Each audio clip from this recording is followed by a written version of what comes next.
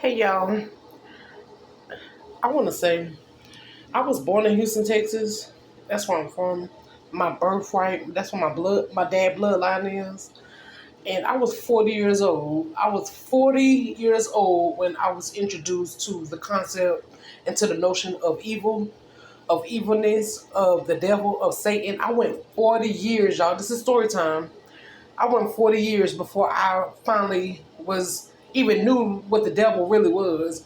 I didn't grow up under Christianity. That was not what I was. I didn't grow up in the church. I was in the church, but I had like one foot in and one foot out.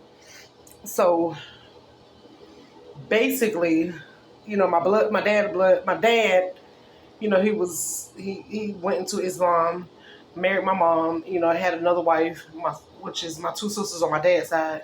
Anyway, so when I turned 40, my sister out of Houston, my dad's, oldest daughter, my half sister, she called me up one day and I was going through it. I had just discovered Jesus Christ, like for real, for real. I took it upon myself. That's another story time for another day. My story about how I discovered Jesus and, making the shift between, you know, Islam and Christianity. So basically, my sister called me up. I had been talking to my sister back and forth, trying to ask her questions about religion and Christianity and Islam because, she's a very smart woman. She's a very smart lady. And RP to her little sister, which is my other half sister, Hanifa. RP to her. She passed during COVID. Not from COVID, but during COVID, when COVID hit. The year COVID came out. Anyway, she introduced me to the devil, not in a like bad sense or bad connotation, but in a sense to help me to understand the power of the evil forces, here on planet Earth. And from that day, like I got mad at her, and I just didn't understand for a long, long, long time. It's only been 2 years because I'm 42 now, so it's only been 2 years since I'm really like 2 years later after being introduced to it or being aware of it or being conscious of the devil and evilness. Like it's just been 2 years, and I think I'm now really coming to fruition to understand like what evilness really is and why people are so evil. I'm reading a manuscript right now, and it's super powerful. It's super powerful. It's a secret, sense society book that half the people in this world would never know that kind of information. But I'm reading it. My brother introduced me to this, information and these people in this book, and in the whole line of, like new information. And so I don't know. I'm still discovering my truth or whatever, but I was mad at my sister for these last 2 years, and I was like, wow, I went 40 years because I knew that people was mean, and people was mean to me all my life and everything like that, but I didn't really know why, and I really, was super unconscious to really like care why was people so mean to me. But being in the content creation world that I'm in right now, I'm learning people. I'm learning people more so than I ever really thought, that was possible for me. And I know that evilness came about when, people became conscious. And, people kind of became conscious when, saying Jesus, saying walked the, face of this earth, and everything. And I don't want to go too deep into it because, I don't want nobody really coming for me. But, it was a point in time in history of mankind, of human beings, where humans were like animals. The way animals don't have a brain like humans, where they go off instinct to fight. Fight or freeze, fight, flight or freeze concept. And so there was a point in time where human beings was that way too, where they just reacted and lived life off, like instinct. It's called being unconscious. Human beings was definitely unconscious one point in life.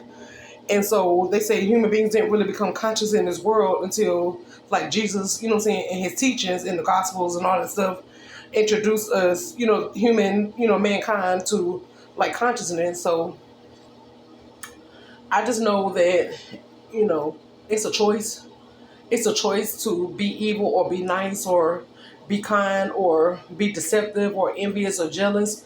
A lot of people don't even realize that they are that way. And those are the people that I pray for, personally. And I just want to say that I pray for you that if you feel like that, you're hurting or you don't have what you need, or don't have what the next person has.